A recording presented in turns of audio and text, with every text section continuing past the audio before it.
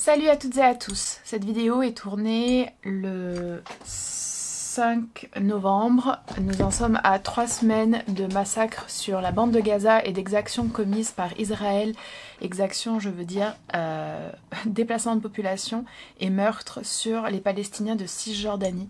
Cette vidéo n'a pas vraiment de rapport avec ça, mais je tenais à le préciser et à faire mention de ceci en début de vidéo. J'ai beaucoup hésité à la faire étant donné que cela me semble un petit peu désuet de venir vous parler de culture et de choses positives alors que nous assistons à un génocide, mais je me suis aussi dit qu'il était peut-être important d'avoir au moins une pause dans la journée, histoire de reprendre des forces pour le reste de la journée, militer, informer, contester, faire entendre nos voix, relayer les voix palestiniennes. On va faire un bilan culturel des mois de septembre et d'octobre. Je suis vraiment désolée, les bilans culturels, c'est un format que j'adore faire et regarder, mais je n'arrive pas à me tenir à une fréquence mensuelle. Je vais vraiment faire tout mon possible pour intégrer cette nouvelle habitude et y arriver, mais pour le moment c'est compliqué. Donc écoutez, on va essayer de faire ça en bimensuel. J'ai ici toutes mes petites choses que j'ai envie de vous dire. Premièrement, la musique. Je vous partagerai, j'ai déjà partagé celle de septembre il me semble, les playlists, j'en fais une pour chaque mois, j'essaye en tout cas, donc vous les retrouverez en barre d'infos si vous avez envie d'écouter des musiques du monde, des musiques calmes, des musiques d'ambiance, des musiques un petit peu mélancoliques avec vraiment de très belles mélodies, ou des musiques beaucoup plus gaies qui vous motivent pour aller au travail par exemple. Je pense que mes playlists sont un petit peu parfaites pour faire tout ça. Je voudrais quand même juste au niveau de la musique revenir sur 3 éléments. Je mettrai en barre d'infos 2 clips. Une nouvelle chanson d'une chanteuse coréenne qui s'appelle Sunmi, qui a sorti une chanson qui est parfaite pour la saison, qui est extrêmement décalée. Taemin de SHINee a sorti il y a 6 jours ou 7 jours le clip de sa nouvelle chanson qui s'appelle Guilty. Je vous recommande 1000 fois d'aller écouter ça. J'adore Taemin, je trouve que c'est un artiste hyper intéressant. J'ai aussi adoré le dernier album de Tomorrow by Together, TXT. Si jamais vous avez envie d'écouter de la musique coréenne qui soit à la fois de la pop et à la fois avec un son vraiment pour le coup très rock, hyper bien fait sur certaines des chansons de l'album, je vous encourage vraiment à aller l'écouter. Je pense que vous serez très surpris et surprise. Pour moi, leur meilleur album, j'ai adoré. Et je voulais aussi vous faire part de la mort du chanteur d'un groupe japonais que j'aime énormément, un groupe qui s'appelle Bucktick. Donc je vous encourage aussi à les découvrir, je vous mettrai en barre d'infos l'une de leurs chansons. Maintenant, on va passer aux éléments vraiment de culture au sens large. J'ai pu faire un festival, visiter 2 nouveaux musées ces mois-ci et j'avais donc envie de venir vous en parler. On va rester sur Paris premièrement. En septembre a eu lieu le festival du livre rare et ancien. J'y suis allée parce qu'on m'avait communiqué qu'il y avait une expo sur Colette dans une salle attenante et en réalité, alors l'expo sur Colette était très bien, mais je pense que c'était surtout une expo pour des personnes qui ne connaissaient pas bien Colette. Je pense que c'est quelque chose dont on parle pas beaucoup, quelque chose qui peut un petit peu intimider. On se dit oulala, festival du livre rare et ancien, bon, ça fait un peu peur, on se dit que c'est pas pour nous, et en fait si les visiteurs et visiteuses peuvent y aller, on peut juste regarder, on peut poser des questions. En fait il y a plein d'exposants du monde entier, principalement c'était quand même d'Europe il me semble, qui viennent partager leurs livres rares et anciens, et on peut leur poser des questions et on peut juste observer ces objets magnifiques que sont ces livres. C'est toute une partie qui était réservée aux estampes. Bref, j'ai beaucoup aimé. Ensuite, j'ai visité le musée de l'immigration à Paris. Alors incroyable, mais je n'avais jamais visité ce musée et pourtant, attendez, génial. J'ai trouvé que le musée était très beau. Je parle de l'intérieur du musée, même si l'extérieur est aussi beau, même si beaucoup moins positif, voilà. Ça se passe dans le palais de la Porte Dorée, juste à l'entrée du bois de Vincennes, et en fait c'est extrêmement intéressant et à la fois c'est un petit peu incroyable parce que ce palais est l'un des derniers monuments qui restent de l'exposition coloniale qui avait eu lieu à Paris, donc c'était une expo où on a vraiment, où on a construit énormément de choses.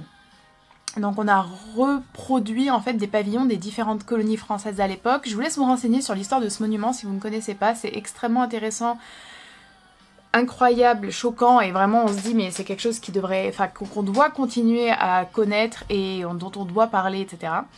Et le musée, donc, c'est un musée très bien organisé, chronologiquement, donc on ne s'y perd pas, mais avec des thématiques très bien définies et variées. Et on s'intéresse vraiment à l'ensemble des différentes vagues de migration qu'il y a pu avoir, en fonction de leur provenance, des répercussions politiques, des causes politiques, etc. Vraiment, j'ai beaucoup aimé ce musée.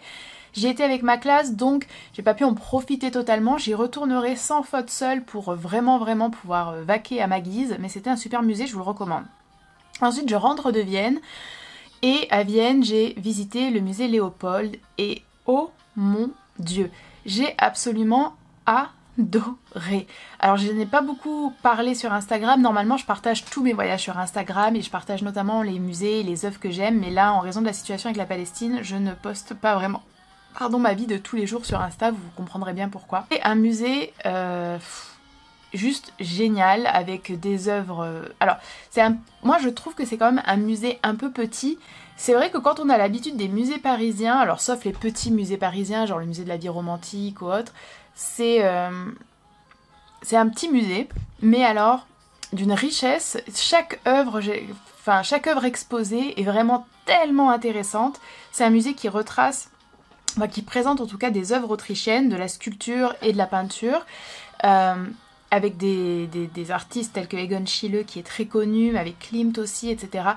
C'était magnifique. J'ai absolument adoré, c'était vraiment l'une des meilleures choses de Vienne, même si Vienne dans son ensemble est géniale, mais c'était trop bien. Au niveau des dramas, je n'ai regardé qu'un seul drama durant ces 2 mois, et un drama vraiment pour me détendre, donc je le mentionne parce que vraiment il m'a détendu et c'était bien, mais ce sera vraiment que pour les personnes qui aiment les dramas. J'ai regardé The Book of Our Destiny, le livre de notre destin, je crois, je sais plus comment c'est en coréen. Bon, je l'ai regardé parce que j'avais envie d'un truc un petit peu léger, avec un petit peu d'éléments décalés, etc. J'ai finalement beaucoup aimé, les acteurs et actrices n'y sont pas pour rien. Honnêtement, si vous aimez les dramas et si vous avez besoin de faire une pause dans vos journées, là, en fonction du contexte actuel, je vous le recommande. On va passer à YouTube. Je veux vous recommander 2 chaînes. Je veux vous recommander Nina Montagne, dont j'ai déjà parlé à plusieurs reprises, que vous devez connaître si vous me suivez depuis longtemps. Je crois qu'elle est colombienne, elle habite en Australie, elle est végane et elle fait des vlogs. Et ses vlogs ressemblent un peu à mes vlogs, sauf que les siens sont mieux. Donc voilà, ça me donne toujours envie de refaire des vlogs, sauf que pas trop le temps, pas trop le courage. J'habite dans un tout petit endroit. Là, il va pas faire beau pendant au moins 3-4 mois. Mais j'ai envie d'en refaire quand même, donc voilà. Et la deuxième chaîne dont j'ai envie de vous parler, c'est Le Média. C'est une chaîne qui, comme son nom l'indique, a une vocation à être un média d'information. Et je vous les recommande notamment parce qu'ils ont publié plusieurs vidéos en lien avec la Palestine et où il y a au moins des intervenantes intéressantes et qui changent du discours ambiant sur la question. Donc je vous les recommande particulièrement. Ensuite, un documentaire que j'ai regardé sur France Télévisions. J'ai regardé pas mal de documentaires, j'en regarde tout le temps, mais lui je voulais quand même le mentionner parce qu'il me semble hyper important. C'est Le Collège de Monsieur Paty. Mais j'ai été extrêmement touchée par ce qui s'est passé, par l'assassinat de Samuel Paty. J'en ai reparlé, j'en reparle ponctuellement de temps en temps. C'est quelque chose auquel j'y pense vraiment très souvent. Je suis toujours absolument choquée et dévastée. Alors quoi qu'il arrive à quiconque, mais je suis prof et je trouve que prof c'est l'un des plus beaux métiers du monde. Je pense qu'on est hyper important et qu'on porte énormément de responsabilités qui parfois ne sont pas les nôtres par ailleurs. Je nous trouve totalement abandonnés par la société, par le gouvernement. Ce sont des élèves qui prennent la parole, des professeurs qui prennent la parole du collège. Et je trouve que même ce qui n'est pas dit, même les silences qui sont présentés, enfin il y a beaucoup de choses, je trouve qu'on comprend beaucoup de choses dans ce documentaire à partir aussi de ce qui n'est pas présent dans le documentaire.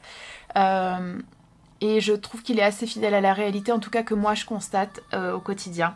Et je pense qu'il est important d'en parler. Pour les films, on va finir avec ça. Alors j'ai regardé beaucoup de films, mais je vais vous parler de 6 films. On va essayer de faire rapide. Alors premièrement, les très bons films. J'ai regardé un film qui s'appelle Mia sur Mubi. franchement l'une de mes meilleures découvertes cette année. J'ai absolument adoré ce film, je l'ai trouvé génial. J'ai trouvé que les couleurs étaient très belles, les personnages étaient hyper intéressants. Alors c'est encore un film australien et je crois que j'ai vraiment un truc avec le cinéma australien, ça me plaît vraiment. Ils ont un côté un petit peu... Ouais, un petit peu décalé, un petit peu... Enfin, on voit clairement, je trouve que ce n'est pas du cinéma des États-Unis par exemple. Enfin, il y a quelque chose, il y a vraiment une touche singulière, aussi bien dans finalement les paysages, dans le visuel, que même la manière dont les thèmes sont abordés. Et là, c'est une jeune fille qui est malade, qui a le cancer, qui rencontre un ado, enfin un jeune homme un peu plus vieux qu'elle quand même. Bref, j'ai adoré ce film, je l'ai trouvé... Alors faut pas... Le début m'a vraiment refroidi parce que je me suis dit qu'est-ce que c'est que cette scène en plein milieu, ça sert un peu à rien, mais bon bref, une fois qu'on a passé ça, j'ai adoré ce film, il m'a fait pleurer, enfin j'ai pas arrêté d'y repenser depuis que je l'ai vu, je l'ai adoré, adoré, adoré. Ensuite, un autre film que j'ai tellement aimé, c'est un documentaire qui est super long, mais ça m'a fait tellement de bien. Ça s'appelle Monsieur Bachmann et sa classe. C'est un documentaire sur un prof allemand, on le suit pendant environ une année scolaire, environ ou quelques mois, mais on retrace vraiment ça, et il a une classe, alors j'ai pas exactement compris, mais je ne sais pas, parce que je connais pas le système scolaire vraiment en Allemagne, donc je sais pas si c'est des classes qui existent partout. Il a pas une classe ordinaire, il a une classe avec, c'est un prof de musique, mais qui fait aussi d'autres activités avec ses élèves, et il a une classe où il y a des élèves qui ne sont pas germanophones, enfin qui sont pas nés en Allemagne du coup, et qui sont aussi avec des élèves allemands mais qui certains ont des difficultés un peu scolaires, et bref c'est génial. Alors c'est hyper honnête, c'est passionnant, et je pense pas que ce soit passionnant uniquement parce que je suis prof. Les élèves sont passionnants, le prof est incroyable, vraiment j'en suis ressortie en me disant purée mais je suis tellement heureuse d'être prof, je suis tellement heureuse de faire ce travail. Et j'ai tellement encore à apprendre, et j'ai tellement de choses que j'ai envie d'essayer, et ce genre d'homme, enfin incroyable. Vraiment, j'ai trouvé ça génial, je vous le recommande. Bon, on va rester sur du bon. Hier soir, j'ai regardé... Ah bah non, du coup j'en parle pas celui-ci, parce que c'était en novembre, oublié. J'ai regardé aussi Le Miroir de la sorcière, qui est un vieux film espagnol en noir et blanc, beaucoup aimé. J'adore les films en noir et blanc, j'adore les vieux films. D'ailleurs c'est ce que je voulais me faire en fait là en novembre. En novembre-octobre, je voulais faire un film tous les jours. Donc 7 jours 7 films, avec que des films en noir et blanc, un petit peu dans l'ambiance d'Halloween. Mais alors autant vous dire que je n'ai plus du tout l'esprit à ça. Mais Le Miroir de la sorcière, c'est vraiment quelque chose que je recommande si vous aimez les films en noir et blanc, si vous aimez les films de vengeance, un côté un peu Hitchcockien. C'est une femme qui est assassinée par son mari, sauf que la grand-mère ou la tante, je ne sais plus, de cette femme est sorcière, et donc elle va venger sa nièce ou sa petite fille. Voilà. Et puis j'ai regardé Mignonne, enfin, après tout le monde, et honnêtement, je ne sais pas quoi en penser. J'ai été tellement mal à l'aise la grande partie du film. Alors il y avait des choses vraiment que j'ai beaucoup aimées. Le sujet, déjà, je l'ai trouvé hyper intéressant. Il y avait des éléments qui étaient amenés, qui étaient très bien... Enfin, vraiment touchants, vraiment qui apportaient quelque chose au film. Les thématiques sont importantes de plus, mais alors il y a vraiment quand même une grande question sur cette sexualisation à l'écran, même si ce n'est pas une sexualisation... comment dire, ce n'est pas la volonté de sexualiser ces jeunes filles, ces enfants, c'est de montrer tout simplement la réalité qui est que dans nos sociétés à l'heure actuelle, les enfants, les filles sont sexualisés, et donc pour montrer cette réalité, en fait, il n'y a pas 36 solutions, mais c'était quand même très malaisant, très perturbant. Je sais qu'il y a beaucoup d'avis divergents sur ce film, mais je conseillerais en fait de le regarder, quand même, malgré tout. Et bien voilà, je crois qu'on en est arrivé à la fin.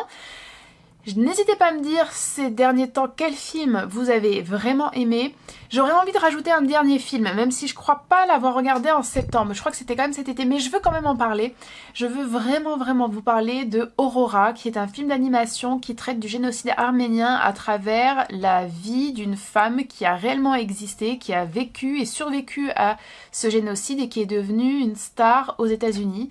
C'était un film d'animation qui était disponible sur Arte. Je ne sais pas si c'est toujours le cas, je ne pense pas. Mais en tout cas, je veux quand même vous le recommander parce que pour moi, c'était un superbe film, très émouvant, très intéressant, et je pense qu'il est plus que jamais nécessaire d'en parler étant donné les circonstances aussi en Arménie. Voilà, écoutez, Je vous remercie d'avoir regardé cette vidéo, j'espère que vous y aurez trouvé quand même un petit peu de répit, que vous aurez trouvé des choses qui vous intéressent et comme d'hab dans les commentaires pour le partage de la culture, des chansons, des films et de la beauté du monde dont on a bien besoin en ce moment. Prenez soin de vous et à bientôt.